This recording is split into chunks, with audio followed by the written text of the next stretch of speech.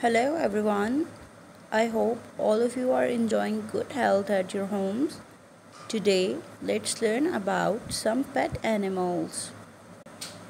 A pet animal is an animal that lives with people but is not forced to work and is not eaten.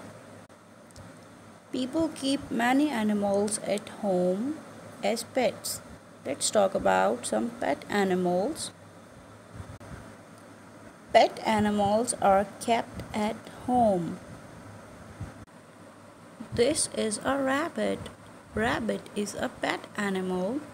Rabbit is very cute and adorable. Rabbits have long ears and hoppy legs. Rabbits love to eat carrots. This is a parrot. Parrot is bright and colorful. Parrots eat fruits, nuts, and insects.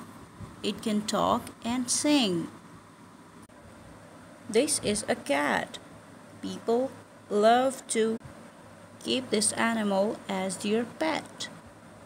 Cat is a small pet animal. Cat can see in dark.